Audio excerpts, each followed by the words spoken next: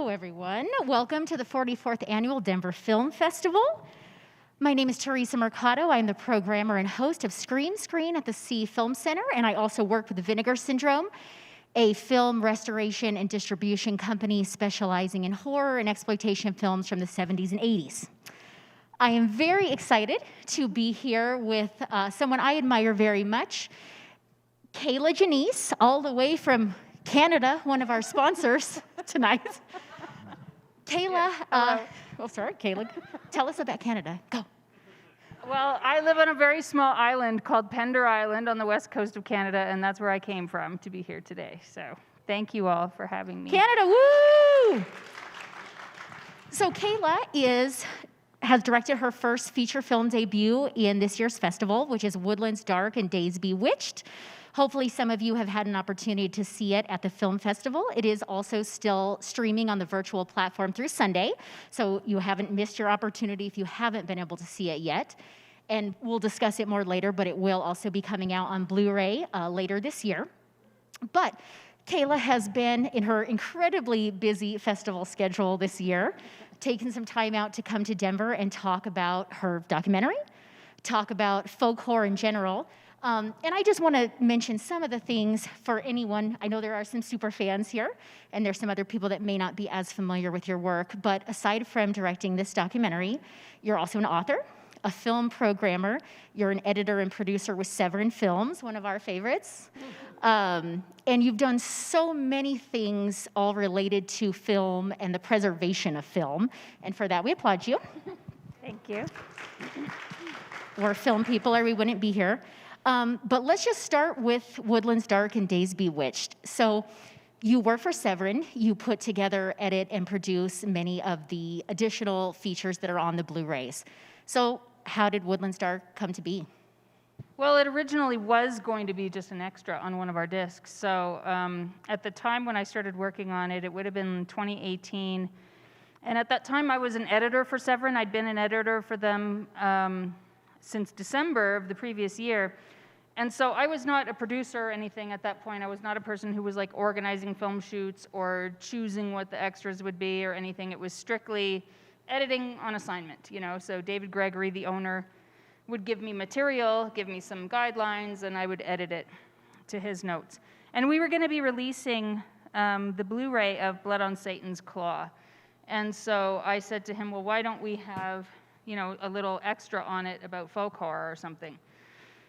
And there had just been a bunch of new extras made for Blood on Satan's Claw for like the British release that we were going to be porting over for our release. So he didn't really see that much interest in making a bunch of new extras for it, but he was sort of like intrigued by this idea. He was sort of like, well, what do you mean? Like what kind of an extra? And I was like, I don't know, just something like half an hour long that has a couple speakers talking about how this film fits in with, you know, the folk horror films that were being made at the time. So when I first pitched it, it was not something for me to direct even. It was just something I was like, someone should do this. Like someone at Severin should do this, you know.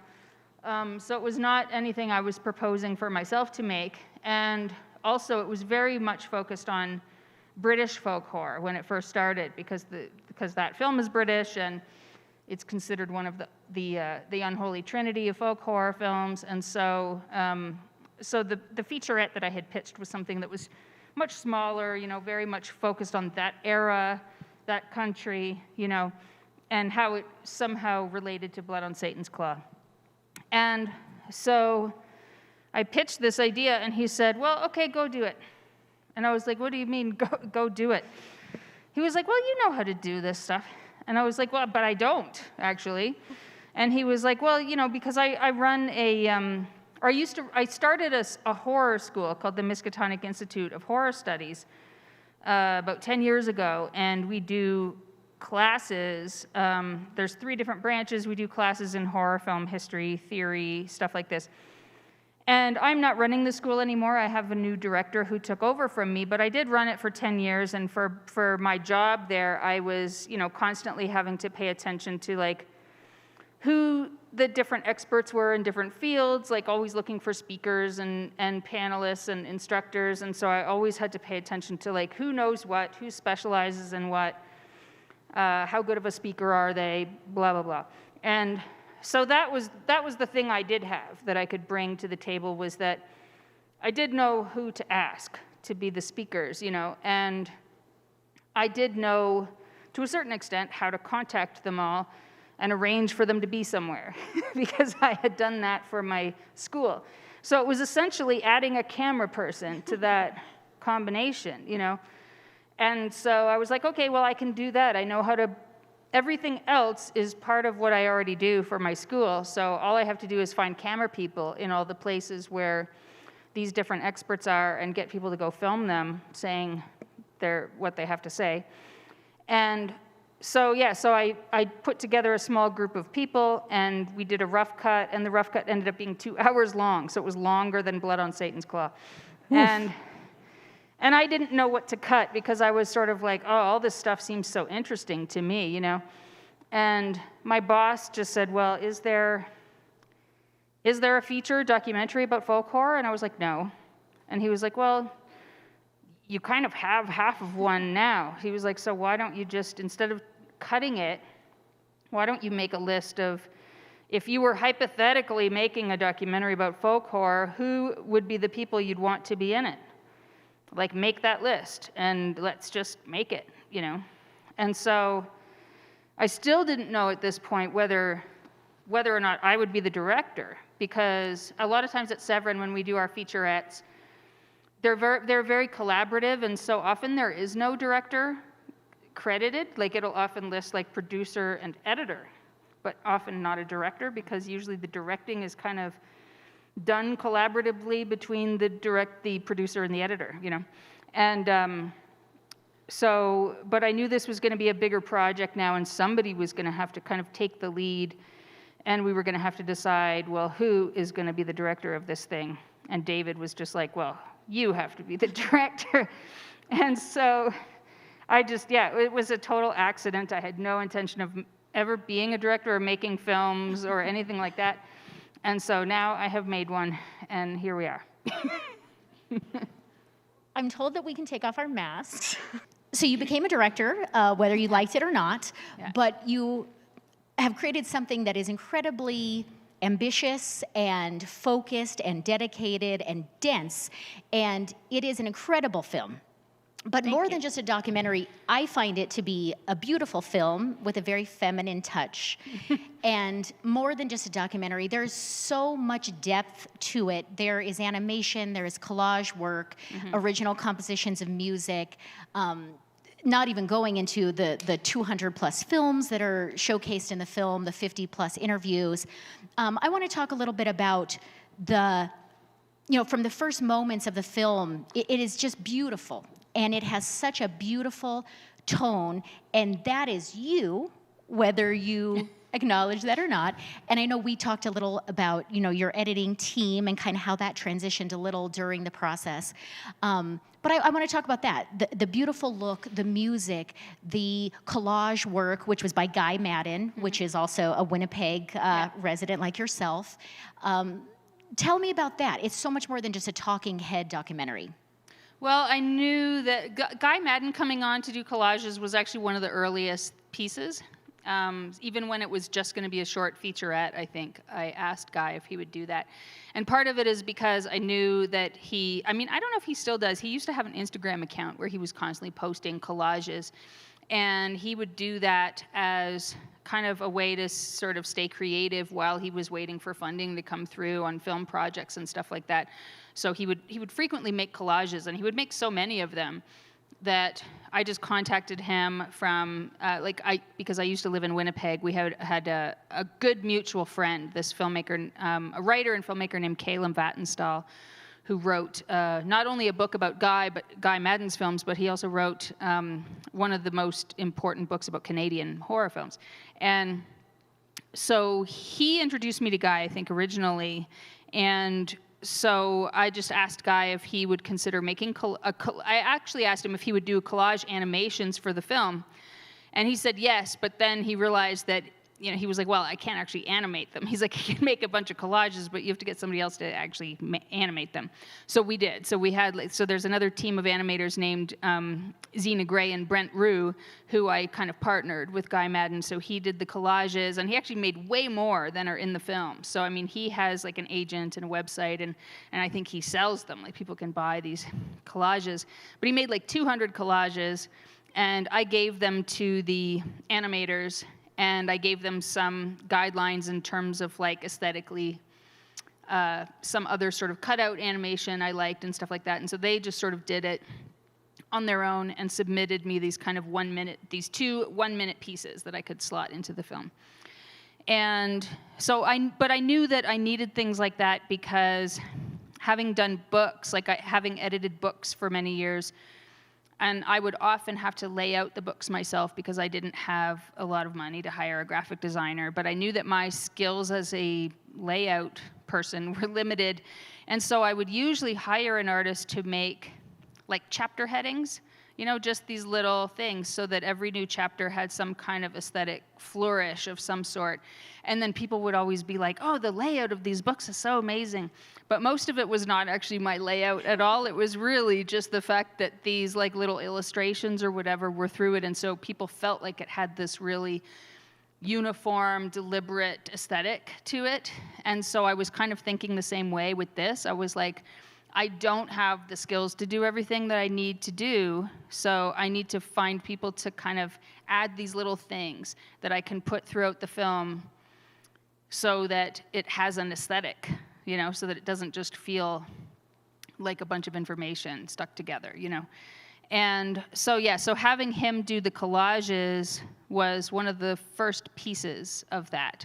And having Doreen Gerard, who's another Winnipeg artist, actually, I got her to do the kind of backgrounds for the chapter headings for each film, which she made with like transparencies in water. You know, she had these various layers of transparencies with like grass or forests or whatever, and they were like floating in water, you know, and she was like taking video of them and stuff. And so we used those to kind of put the titles of the different chapters over and stuff. And so it was just like little things like that. I felt I just needed those things to help it have some kind of design sense to it. And then for the music, I mean, Jim Williams, there are songs in the film also. There's like about 7 or 8 songs in it. But the instrumental music is all by Jim Williams, who had done A Field in England, which is probably my favorite folk horror film.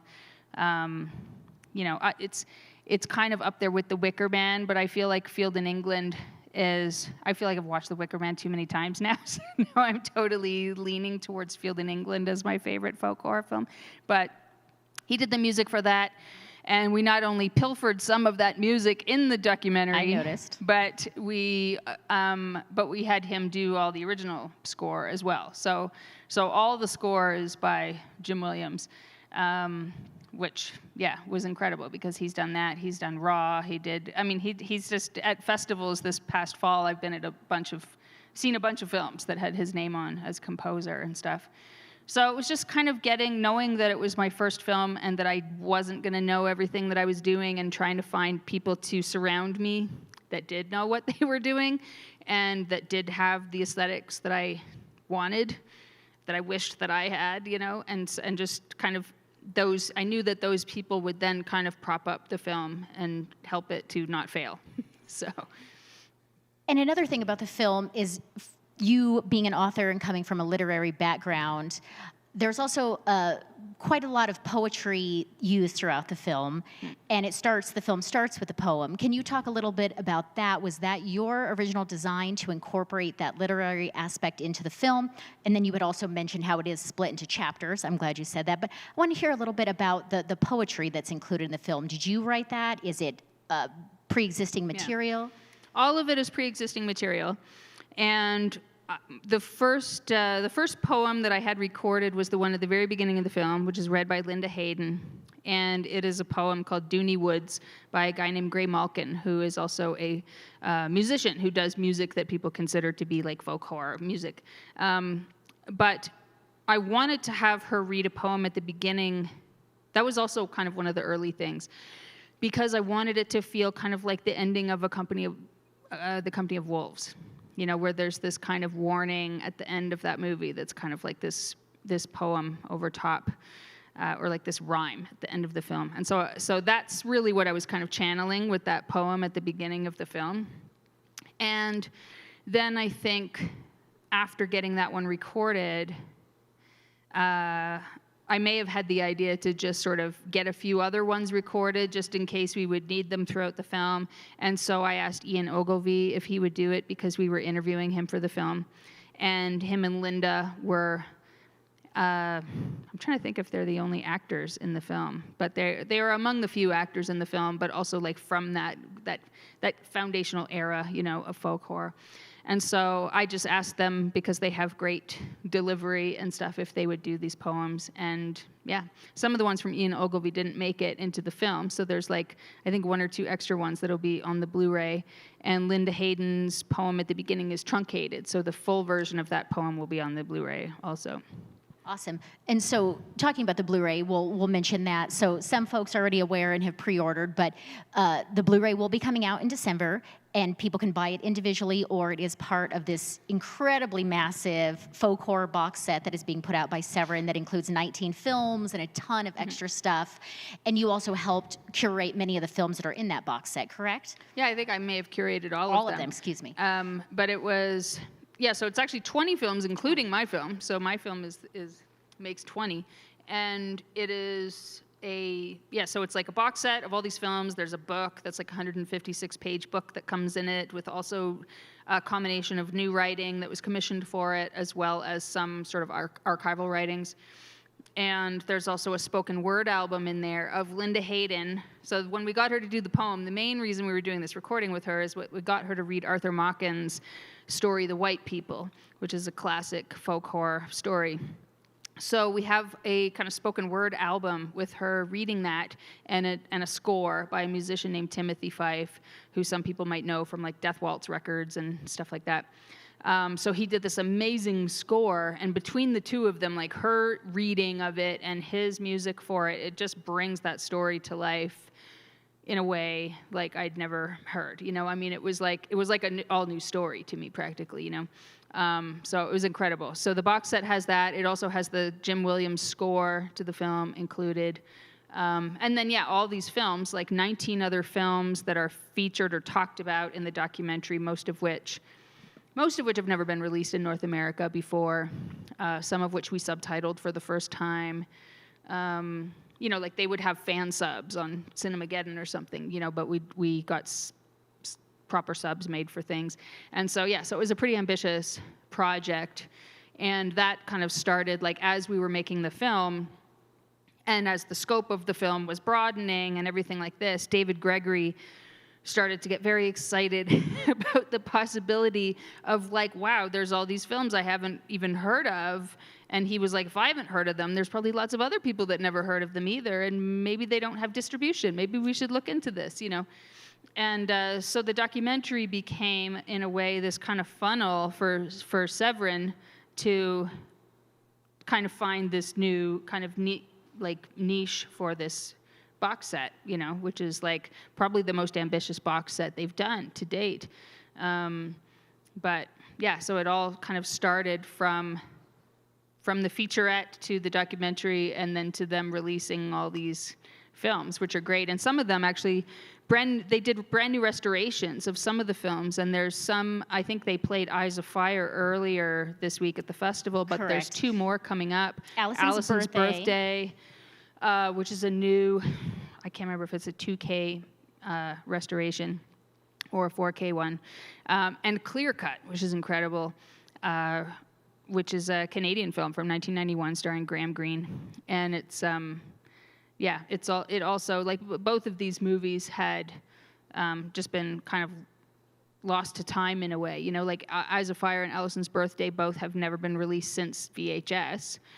And then CLEARCUT came out in 91, but it was kind of a little bit lost, I think, because it came at a weird time when, like, the Oka crisis was happening in Canada, which was like a standoff between the Indigenous nation and the police over land rights and things, which is like the the topic pretty much in the movie CLEARCUT. And there's a very sort of angry indigenous character in CLEARCUT, and I think people were thinking at the time, like, maybe we don't want to have this kind of representation right now, you know? So that movie kind of got, like, shoved aside a little bit, you know, because people weren't quite ready to deal with it at that time. But people have since really changed their mind about that film, and it has had, like, a complete reappraisal, pretty much, you know, from a lot of, like, indigenous fans, including Shawano Chad Uren, who does the commentary for it on the disc. We have, like, actually tons of amazing extras on that disc in the Blu-ray. But there's a new restoration of that, which is going to be playing here at the festival this week, too. Yeah, I believe Alison's Birthday, and correct me if I'm wrong, and CLEARCUT are still screening this weekend on Friday and Saturday, which is a very rare opportunity to catch those on the big screen. So if you're interested and available, I would highly recommend, and both are amazing films, and they'll also be included in the box set as well. Yeah. That's a great transition into kind of the origins of folk horror, which most of us think of as what you call the Holy Trinity, the Wicker Man, Blood on Satan's Claw, and... Witchfinder General. Thank you. British horror is the origin of folk horror, but another great thing about your film is that is definitely kind of the early chapters, introducing those that don't know to those films, but you take that so much further, which is going into more indigenous films and the international reach of folk horror outside of the white male British world. Mm-hmm. And a lot of those films, I think, like CLEARCUT, for example, got lost, but a lot of people don't necessarily think of those as folk horror. Yeah. And what makes your film, again, so comprehensive is you go through many different countries throughout the world and examine from, you know, Australian to Spanish, et cetera, that, you know, it's not always colonialism. There are these people that also existed in their folklore and their history and their culture, and that is also a part of folk horror that oftentimes just kind of got forgotten, like those people got forgotten. Can you speak a little bit about the indigenous role in folk horror outside of British cinema? Yeah, well, I think, like, that came in because, like I said, it was originally going to be very much focused on British folk horror, and a lot of that was because that was what I thought of as folk horror. That's where most of the kind of studies of folk horror have come from British scholars, you know, or from people who are studying British cinema and stuff like this, and, like, looking at British folklore and British history. I mean, it has and a lot of the pop culture around it, like the musicians and bands that have been inspired by folk horror, you know, it's been this very, like, British subculture, you know. And so that was very much kind of what I was thinking and where I was coming from when I first thought of doing it. You know, like, originally I was going to have way more about the music and stuff, and that's actually in the Blu-ray, like, as extras and stuff. But it kind of you know, even the American films that I was looking at, in the very beginning, there were only a few American films I was really looking at, which were things like Eyes of Fire and The Witch, and things that were still very much dealing with, like, New England. And so they were still, even though they were American, they were still really connected in my mind with the UK, you know, with this, like, the early colonies. And so they were still, in a way, this kind of expansion of the British folk horror. And so that was my perspective, was very much this, like, how it looked from a British perspective. And then I think it was, like, I was interviewing Robert Eggers, and he was talking about, there's a part in the film where he's talking about the role of the hare in like, British and European mythology, and he was saying, like, oh, you know, in North America, we don't really have hares, we don't really have this, like, mythology about hares. He's like, but Native American people have jackrabbits, you know, in their mythology. And it was something that he just mentioned, like, offhandedly in the middle of making kind of another point. But that was kind of this moment where I was like, I just was like, I can't believe I've only been looking at this from this one perspective. I was just like, because I've been looking at it from the perspective of, like, the colonial settlers that come here, and for me, it kind of had stopped there. And then I was just like, well, what does it look like when you not only look at it from the other perspective, but when you really think about the idea of folk horror as being bred by contact, you know, like contact between people who are migrating to other places, people who have these like clashing belief systems, you know, or have belief systems where they're threatened by the other person's belief systems. And I just was like, so much of it is about this fear of what happens when you contact other cultures that, you know, you don't know, you know, and the way that these narratives get spun so that one of those cultures becomes folk or becomes like quaint or backwards or old, you know, because even the term folk itself is dismissive in a way of people's cultures, you know. Because it's kind of like making it seem like, oh, the old cultures, you know, and for many of the people around the world, as soon as you get out of like Britain and Australia and North America, for many people around the world, that is still their culture. Those are still their beliefs. That is not an old belief. These are current belief systems, you know. And so I just started to think about how kind of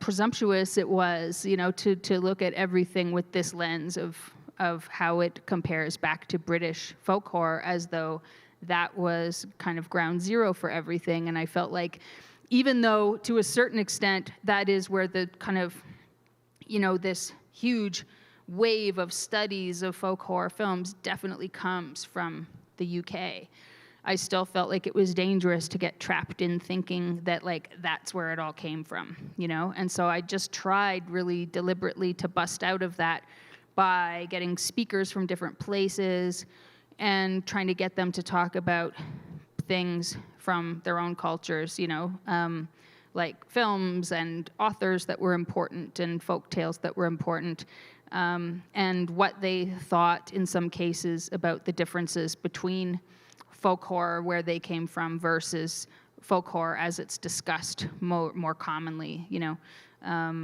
And yeah, so it all just came from there. So a lot of it was new to me. I was not an expert in any of these cultures, you know, so it was really about finding people who I felt could speak to those things and then just letting them say what they have to say, and then trying to structure the film so that I could best support the things that they said, you know. And I really appreciate that numerous times you've said, you know, you're not an expert and these are the experts. And I think that's a very modest opinion. And, you know, to most of us, you're absolutely an expert, but I appreciate that you know. But I'm not, once you meet some of these people, I'm not. It will become obvious, you know, because they will just, yeah. All the speakers in my film have all like written books about these things, or they've written long form essays about them. Like, I mean, their knowledge goes so much deeper than even the little bit that I've been able to show on film. So I think you've also done an incredible job in the film of showing those voices, women's voices, people of color, outside of, you know, the kind of old fuddy-duddy white British man, if I may, sorry, British people in the audience. And as a woman filmmaker, your editor was also a woman. I know you have done one of your books, House of Psychotic Women. You know, whether you acknowledge that title or not, you're definitely a feminist author and now filmmaker. And for me, it's really refreshing as a woman who loves and celebrates horror, and my motto is women are sick fucks too, to see another woman who, you know, so often I feel like I have to defend my enjoyment of these kind of films, and it's just so refreshing and wonderful for women to be able to say, no, there's nothing wrong with liking these kind of films. So thank you for that. But I want to hear a little more of your perspective also. Winnie Chung was your editor, who was not your original editor, but it all kind of played out that way and ended up being amazing. Yeah, and so my two editors were Ben Shern and Winnie Chung, and Ben worked on the first half of the film, and he had an injury and had to take a break for a while. And so then I got Winnie to take over from him, and so she did a huge chunk of the film. And I can actually tell the difference between their editing styles. I don't know if other people can, but I love them both. They're both incredible. And Ben actually came back on at the end to help us. Like, he edited the trailer, and he did some extra like finishing stuff, like when we needed to do some edits at the end to accommodate like fair use requirements for the clips and all that kind of stuff. Ben came back on again because Winnie was then off on another project. So it was kind of like between the two of them, you know, it went back and forth. You know, they were both kind of helpful the whole time, you know. So even though Ben had to step back from being the full-time editor, he was kind of still around and supporting the project, and came back and did more editing at the end. But Winnie was amazing because, like, you know, after I had worked with Ben and I liked him so much, and he couldn't work anymore, I was just like, what am I gonna do now, you know? And so it took me like 3 months to find another editor that I liked, that I felt got where I was coming from, that had some sort of appreciation for psychedelia, which was very important to me, that had some appreciation of the kind of social issues and things that were in the film. And Winnie got all that, and I felt like she had a very strong aesthetic, and she kept surprising me with like bands she liked and things like that, where I kept feeling like we were more and more aesthetically aligned every time she would bring up something new that I didn't know about her.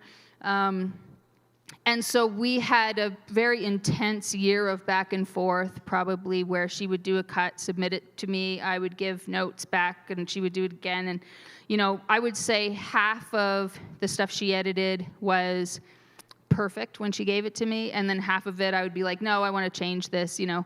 So it was very collaborative, you know. It wasn't as though she was just following my instructions, and it also wasn't as though I was just sitting back and letting her do what she wanted either. It was kind of like half the ideas she brought up were better than my ideas. I was like, no, I want to stick with what I wanted, you know.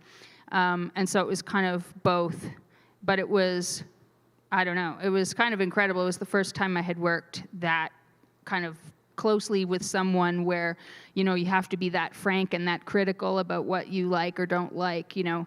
And so it was, yeah, between the two of them, though, they completely transformed the film. You know, as I was saying to you earlier, I mean, when I put it together, I did a rough cut. It was almost 5 hours long, and it was very, very, very dense. I mean, the movie is already very dense, but it was like, I mean, it was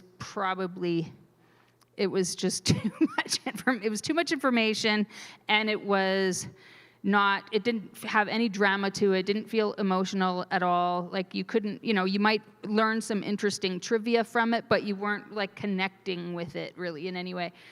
And so that was like a big thing that Ben and Winnie did, was that they managed to cut 2 hours out of the film without me really noticing anything other than like 2 things that were missing. And so that's like a miracle.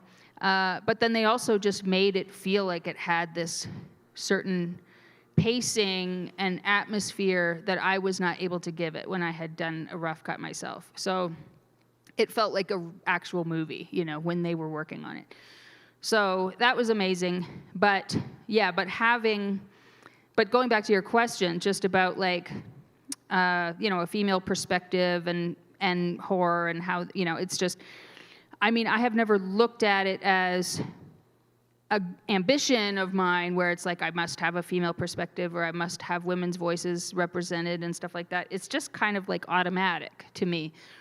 And, you know, like I don't think I identified as a feminist till I was in my late 20s, because I kept thinking of feminists as being like, you know, just man haters or something like this, and I didn't understand the complexities of all the different ways that people are feminists. And basically now I just think like, if you like having your own bank account, you're a feminist.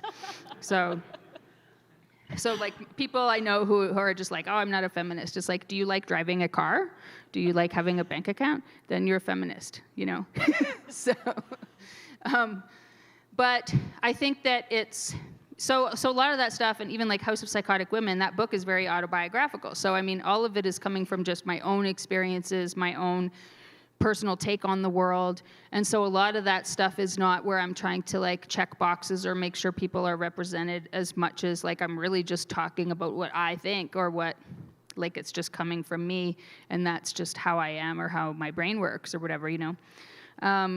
And so, you know, but I do feel happy that some of that work has translated to women who may have been on the fence about the genre, or who maybe just outright didn't like the genre, that it's become a gateway for some of those people to be like, oh, maybe there is some interesting stuff there, you know? Like House of Psychotic Women is a perfect example of that, you know, where there were so many women who I would say would never define themselves as horror fans, who read that book and were able to really relate to it, and then went and sought out the films that were in it, and they really like those kinds of films. And that was how they realized that not all horror films were slasher films, you know, because I think for many people who don't like horror, and I don't have any problem with slasher films, so I'm not saying that, but I'm just saying for many people who don't like horror, they always think of horror as being this one type of movie, and they think that all the other types of horror movies they like are not horror movies. You know, so all the thrillers and the sort of nightmare, psychological films, whatever, they don't think of those films as horror films. They only think like a slasher film is a horror film. And so when you start being like, no, this is also a horror film, and this is a horror film, and there's all these different subsections of horror, then people are like, oh, I never thought of it that way. And, you know, maybe I don't hate horror as much as I thought I did, you know. So I'm glad that some of the work I've done has helped people to feel more comfortable with it. And I think, like, you know, having people like yourself or all kinds of like women be into horror, but also be like like pleasant or funny or whatever, like not just like, you know, I like the dark, you know, but I think it like helps people to realize that, like, oh yeah, you can be a healthy, normal individual or whatever, Wow. and be into all this crazy shit, you know. But I'm just saying, I think it like, it's. I was talking about the movie Summer School, you know, with people that, you remember the movie Summer School with like Chainsaw and Dave, the horror fans in that movie, and how it was such like a watershed moment for horror fans, because it was one of the first times that horror fans had been kind of socially normalized in a film, where they were like, the other people in the class like them. Like, they're not, I mean, they are weird. They're the weirdos in the class, but the other people in the class like them. They participate in things with the class, you know? And I thought that was such an important moment for normal people to kind of get that, like, just because you like horror films doesn't mean, you know, you're a serial killer or whatever these stereotypes are that people have. And so anytime I think you have, where you can have those like gateway things for people, it just, I think, yeah, it just helps the whole genre, so. And I think a lot of people, you know, they equate horror films with violence against women, which there is a great deal of. But I think with House of Psychotic Women, and, you know, the more you kind of delve into horror, there's so many movies that are very empowering towards women. Going back to the folk horror thing, you know, witchcraft and pagan beliefs is a huge part of that subgenre. And I think with witchcraft, you know, historically and in cinema, it's men being threatened by women's power. This woman is powerful. She must be a witch. Kill her. Mm-hmm. And I think, you know, examining those films, those are very empowering films to women, that, you know, witches are real or not, mm-hmm. but, you know, it's just always men being threatened by women's power. Yes. No, I mean, I think that's definitely, that is the power of the witch narrative in films, for sure, is that, you know, that she was, you know, that, I mean, it's interesting because, like, Gail Nina Anderson, who's in the documentary, talks about, you know, we have all these ideas about what witches are and what they meant and what role they had in society. And to be honest, a lot of those ideas are only a few centuries old. You know, she's like, a lot of these ideas were revisited at a certain point, you know, and the witch became a very empowering figure. And she was like, we don't actually know what people thought of the witch before that, you know. But the idea is, the generally accepted idea, you know, is that that these were women who were outspoken in some way or self-sufficient in some way, you know, and, you know, in many cases, like with Matthew Hopkins, like with Witchfinder General, a lot of it was financially motivated. You know, they wanted money or the money or property of the person, you know. Or they wanted the person to, you know, they wanted a scapegoat for something else that was happening in the community. Or to use women sexually, Yeah. and then when they decline, she's a witch. Yeah. Like, yeah, just all kinds of things. And so I feel like people, you know, the thing that makes the witch film unique is that it is it is the female monster. It is the type of monster, you know, in horror that is almost always associated with women and femininity and female power, you know. And So I think that, I mean, we didn't have a huge section on it in the film because there are so many films about witchcraft and paganism and occultism and stuff like that that will be able to do it justice much more than our film could in a short time. So we kind of like used it as a bridge between like the UK and America and talking about kind of the suffragist movement in early America and how so many of the leaders of alternative spiritual groups in America were women, and how most of them had ties to the suffragist movement.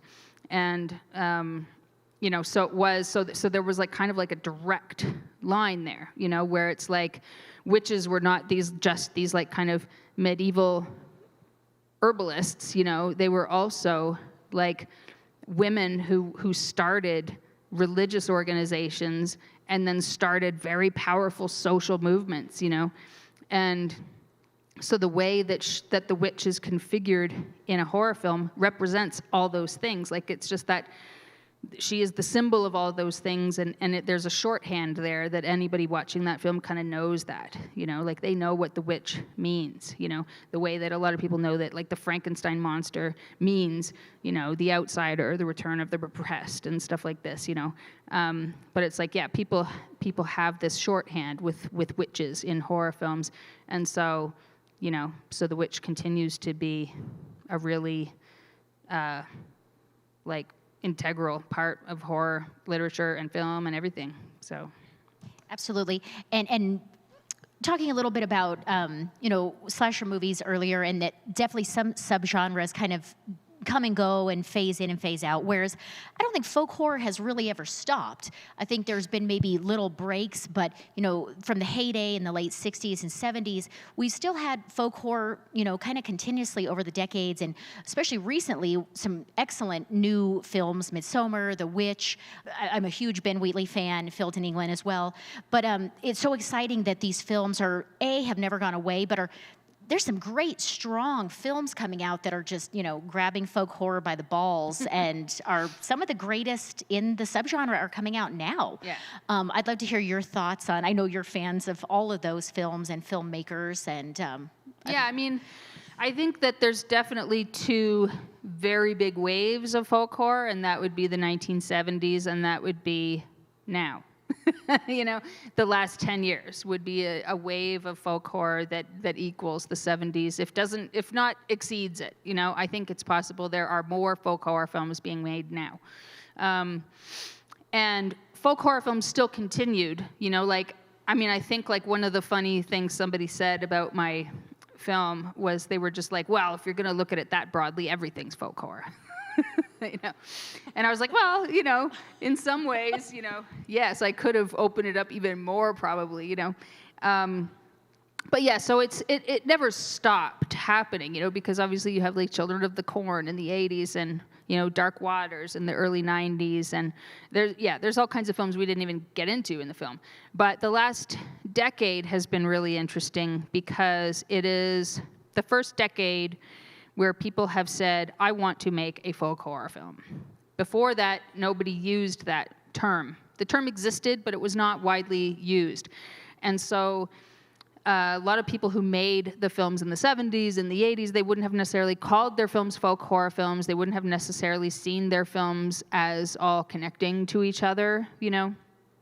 And I think now, because that term has been used, and because certain characteristics have been defined and certain films have been defined as what it is, you started, you know, really after Kill List and Field in England, I would say, that was when we started getting a lot of articles in horror magazines and stuff about folk horror. What is folk horror, you know?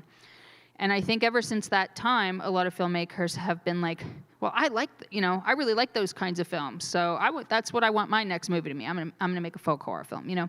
And so you started to have like a generation of filmmakers who actually like deliberately made folk horror films. So they deliberately looked for like, what are the things that are in a folk horror film?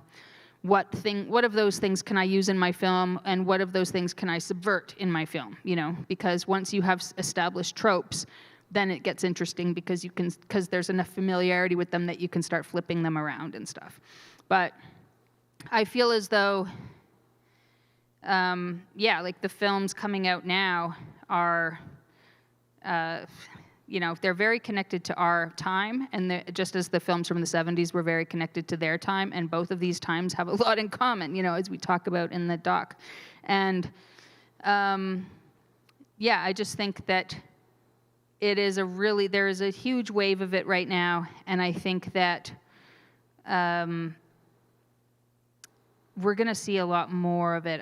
I feel like there's going to be a lot more, but I feel like there's going to be a lot more from different perspectives. Like, I feel as though there's definitely a wave of Indigenous horror coming, not necessarily just folk horror, but just Indigenous filmmakers making horror and stuff like that. So I think undoubtedly there's going to be some folk horror in there that is going to open up new doors for people, And yeah, I just think like there's so much of it now, but just as I look at folk horror in the film as in terms of how it departs from the British stuff, I think we're going to start seeing new stuff that departs from, how we've defined folk horror now, because belief systems don't go away. They don't die, And so there's always going to be people who believe in something, and there's always going to be people who believe in things you don't believe in.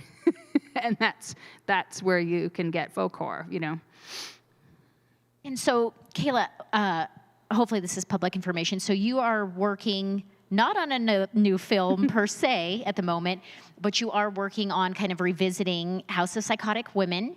Do you want to talk a little bit about what is going on with that? Because it's very exciting. Yeah, well, I don't know if I would say I'm revisiting it as much as, well, I'm expanding it. Expanding. Because I'm not revising anything that was written in the book. So the book came out in 2012, and it's all about female neurosis in horror and exploitation films. And it's also autobiographical. And, it's been 10 years, and in that 10 years, I would never normally think like, oh, after 10 years, I need to make an anniversary edition of my book. But it was really just that there'd been so many films that came out in the last 10 years that fit the kind of, the remit of the book, There were films I missed the first time around that should have been in it, like Gaslight, which is hilarious because I think I even used the term gaslighting throughout the book, and then I don't actually talk about the movie Gaslight. But, but there's been like so many films since 2012 that are focused on like kind of female interiority and like female madness, female grief, trauma, like all these things. Yeah, there's just been tons of these films that have come out in the last 10 years, and I want them to be commemorated in my book, So I felt like, well, I do want to write about these films, and they do fit in the book, so I'll just use the 10-year anniversary as kind of an excuse to the publisher as to why he should make a new edition of this book. And so I'm going to be working on that for the next few months, like trying to get 100 more movies into the appendix of that book. And those will all be films that came out in the past 10 years, or films that perhaps were from previous times that were just not included in the first round? Both, okay. Yeah. Exciting. So. Thank you. And so you also do a lot of work with Severin, editing, producing, and recently you have been doing a lot more box set and film collections of lost films, which many of us are into. That very lost films, hard to find stuff. Especially my work with Vinegar Syndrome. That's my appetite is always for the things that have always been lost or never exceeded past VHS. And you recently worked pretty extensively on that Kinky collection, the Spanish 3 films about juvenile delinquency. Talk a little bit about that and what upcoming projects you have in that world. Okay. Well, the Kinky project was interesting because we were going to be releasing Eloy de la Iglesia's film Cannibal Man, because David Gregory always likes to do movies that were on the video nasties list and stuff like this. And this was one of those films. So he wanted to release it, and I think I was working on some extras for that. And so I had to either watch for the first time or rewatch a bunch of Eloy de la Iglesia films while I was working on that. And, I was reminded of some of his other films that I really love that had just never been released in North America. And I just said to David, like, you know, why release Cannibal Man, which actually has had a release before, when we could be releasing this, this, and this that have like never been released, and these movies are amazing. And so in the middle of, so then he's like, okay, let me think about that. And so we ended up doing like No One Heard the Scream also, which was one of his films. But in the middle of these conversations, totally unconnected to it, it was totally random, but I was like on Facebook, and this guy, Aaron Soto, who is in Mexico, he used to work for, or maybe he still works for like Rue Morgue, Mexico. He had posted about this film Navajeros by Eloy de la Iglesia, which was like a juvenile delinquent film, and I had never heard of it before. And I was like, oh, that film looks interesting. And then the same day, Diego Lopez, who's a programmer at the Sitges Film Festival in Spain, posted the cover of a book about Jose Luis Manzano, who was the star of Navajeros, and saying like, oh, this is this great book about the guy who's the star of Navajeros and stuff. And I was like, well, that's weird, you know, like twice in the same day to have this movie I never heard of. I need to see this movie now. So I found it somewhere illegally, watched it, and I was just like, this is my new favorite movie. I love this movie. And I was like, I'd never heard the word kinky before, like the Spanish kinky, which is Q-U-I-N-Q-U-I, not kinky like our English kinky. And so I just started looking for other films like this, and I fell in love with these films, and then just started bugging David Gregory to see if we could release some of Eloy de la Iglesia's kinky films, because he did 5 of them. We released 3 of them in a set. And so one of them, El Pico 2, there's like El Pico, which is like, means like the fix, you know, it's about heroin addicts. And El Pico 2 had never been translated into English before. Not even fan subs existed for it. So to me, this was like a big coup, getting this film and getting professional subtitles for it and stuff. And so they are these films that were made during the Spanish transition, so like late 70s, early 80s, Spain, dealing with a rising crime rate among, you know, juvenile delinquents, and a lot of sensationalism in the media about, you know, the problem of juvenile delinquency. And so, you know, they're kind of like these social issue films in a way, but they're also very sensational and shocking. You know, there's like extreme violence, nudity, underage sex, Woohoo. like just drug use, like everything. And so to me, I was just thinking like, this is not normally something Severin does, but this to me feels like something like we can do. Like our audience might go with us to this place. And so I put together a bunch of extras for that, including like a 45-minute documentary that's kind of like an introduction for, you know, the average North American who has never heard of kinky films before. You know, it's kind of like, what is a kinky film and who are the main stars of them? Because all these kids were teenagers who died. Most of them died before they were 30, you know, so they all died really young. And so their lives are these films. The films are their lives documented on screen, you know. And so we put those out, and that was amazing because David actually totally took my word for it. He didn't even watch the films till after we'd already released them. And then he was like, wow, these films are great. And so that was a big thing. And I spent the last 6 months working on the folk horror box set, so I didn't get to do much else besides that. I'm trying to think of what else I have coming up. I do have a couple of very big box sets coming up, but I can't say what they are because they haven't been announced. But I can say that I'm working on the Blu-ray, the American edition of Out of the Blue, the Dennis Hopper film, which is a film I really love, and I begged for us to get it because the producer of the film was, you know, pitching it to various distributors around the world and seeing what people are going to offer him. And I was like bugging David. I'm like, you have to get this movie, you know, and let me work on it. And so there's a whole bunch of extras that came with the film that like the BFI release will also have, you know, but there are going to be some new extras that I'm just making for this disc as well. So there's going to be some, probably like four more extras on it compared to the BFI disc.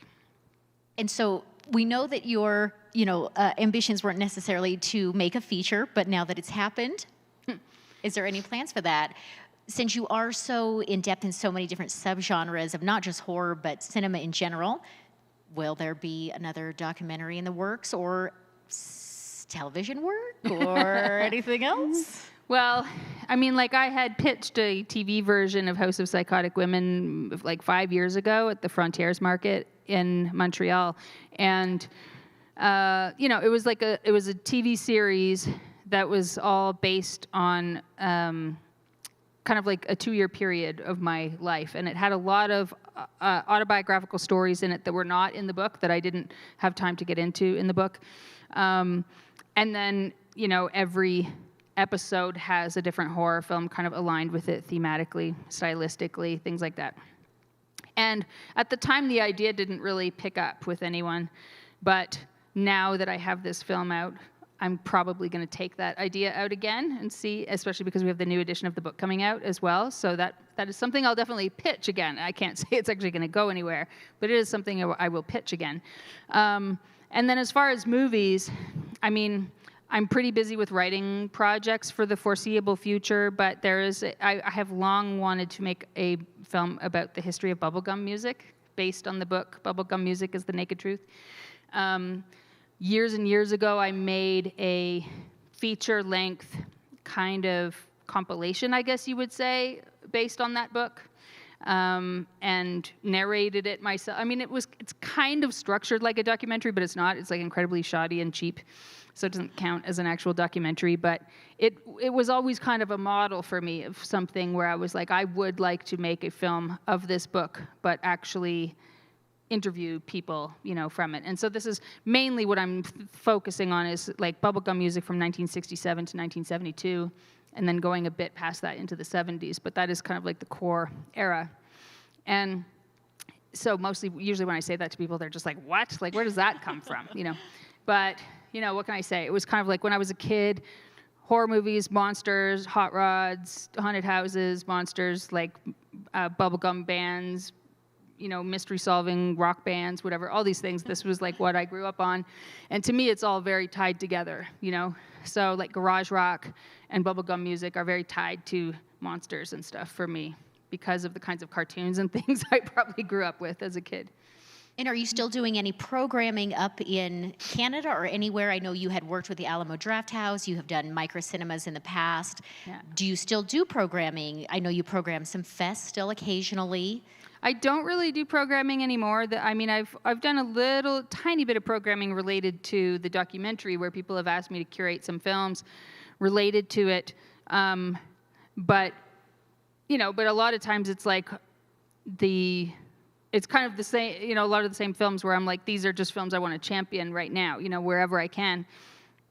And so it's not like general programming where I'm just choosing out of like anything in the world. And I feel as though I feel as though to be a programmer, you really have to be engaging with film in this way that you don't when you're writing about it. When you're writing about it, you really kind of have this tunnel vision where you're focused on a small area. You know, you're kind of watching the same film over and over again, or you're focusing on specific filmmakers, you know, whereas when I was programming, I was like going to every film festival. I was paying attention to all the student films from people graduating from schools. I was like looking at the programs of all the other theaters. Like I was just constantly like, what's out there, you know? And I feel like when I'm writing, I don't get to do that as much because I'm way more like I've got my head down in other work. And so the more I have written about films, I feel the more my programming has kind of moved to the back burner. But there's also so many new programmers now that are doing incredible stuff that I feel are much more on top of things than I am, that I feel like, well, I guess that was part of my life and I don't really do it as much anymore, and now I do other things. So probably, yeah, I don't know if I'll be programming again, but it was definitely a very good part of my life. Kier-La, would you be open to taking some audience questions? Sure. Don't hurt me too much. Would anyone like to ask Kier-La a question this evening? Skinny Jim. Yes. Thank you. We saw the film streaming yesterday, and I noticed there's just an awful lot of films mentioned. Like I would say 90% of them I've never heard of. Is there a list somewhere for folks that would want to know what's in there? Yes, and watch usually those? when I introduce the film, I try to remember to mention this, but people on Letterboxd have made lists.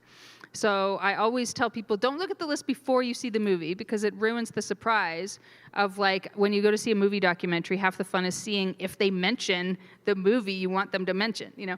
So don't look at the list beforehand, but after you see the film, there's a whole bunch of people who've seen it who have made lists of all the films that are on there. So I also made one, and I'm happy to share it with you. Any other questions for Kayla before we wrap things up this evening? Last chance. Oh, sorry, James. Hello. Were you able to do anything fun while you're in Colorado?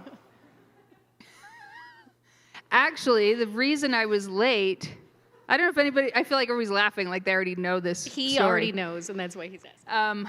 But yeah, the reason I was late was that I had conned Keith Garcia into driving me an hour out of town to go try to find the school from Over the Edge, which does not exist anymore. There's an empty field there. So that was 2 hours we drove that could have been saved if I had done the minimal amount of Google work to find out that it wasn't there anymore. So, but anyway, I did have some pumpkin spice Hostess cupcakes, which I had never heard of before. So it was worth it. And some blue margaritas. And some blue margaritas. I just mean I ate the Hostess cupcakes on the road during that trip. I got them at 7-Eleven, and I've never heard of these before. So, but yeah, and it was. So I'm a big film locations nerd. I always like to visit film locations when I go places and stuff. And we were at lunch earlier, and I just had such a short trip here, I didn't think I'd be able to visit anything. And then I don't know which one of you mentioned this. Keith. Keith mentioned, like, oh, the school from Over the Edge is near here. And I was like, oh my God, of course it is. We have to go there. And they were like, well, we don't have time. We have to do this panel. And I was like, we can make it. I didn't say we can make it. Yeah, I said we could. I'm like, we can make it. And yeah, so we drove all the way there, and it was so funny, just like driving up to this empty lot, and we're like, no. In Greeley. In Greeley, Colorado. Yeah. Good question, James. What's that? Good question. Yeah. But really all because Casa Bonita was closed, because that was our original plan today, Yeah. but it's once again let us down. Kayla, thank you. It's been an absolute pleasure and honor to talk to you. Thank you for taking time out of your incredibly busy schedule. I know you're off tomorrow to another film festival, so thank you for squeezing Denver in. It's really a treat. And again, Woodlands Dark and Days Bewitched is still available on the virtual platform through Sunday, so you can still check it out. And I will do my research better, but I believe you can still see Alison's Birthday and CLEARCUT are still this weekend, Friday and Saturday. Again, a really rare opportunity to see those on the big screen. I highly recommend it. You can also keep the eye out for that Severin box set, which is, I believe, starts shipping in December, but it is still available now. Yeah, you can pre-order all that stuff from severin-films.com. And if that box set is like, whoa, too much, you can also, the individual documentary will be available as well. But just keep your eye out, because Kayla's always doing something amazing and celebrating film, and long live independent DIY badass bitches. Thank you. Thanks, everybody.